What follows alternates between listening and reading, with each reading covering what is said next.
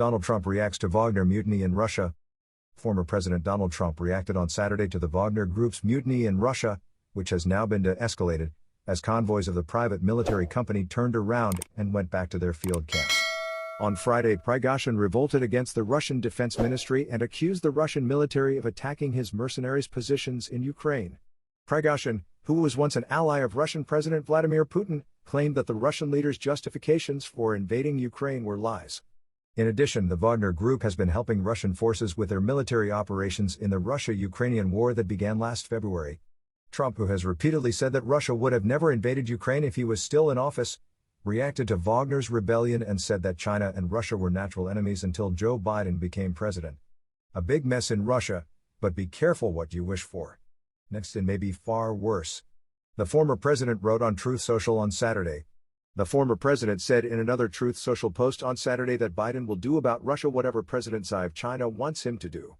Remember, Hunter and Joe illegally took large amounts of money from both countries, but China right now is the bigger threat.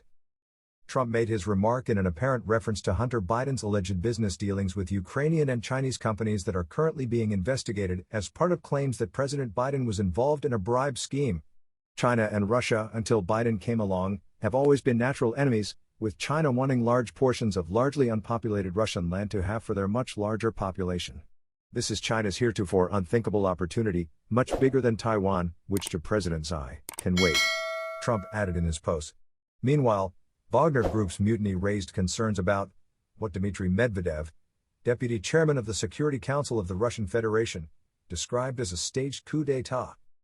The development of events shows that the actions of those who organized the military rebellion fully fit into the scheme of a staged coup d'état, he said, according to Russian media.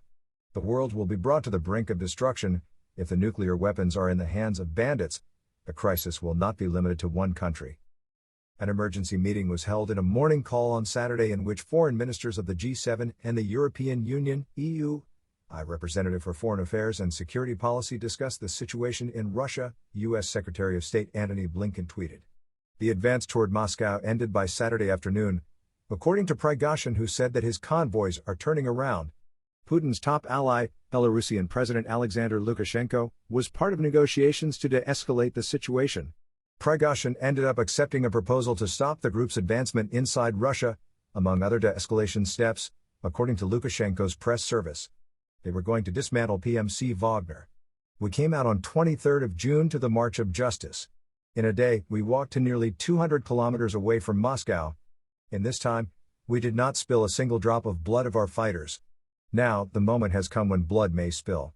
That's why, in understanding the responsibility for spilling Russian blood on one of the sides, we are turning back our convoys and going back to field camps, according to the plan, Prigozhin said in a voice recording that he posted on his Telegram channel.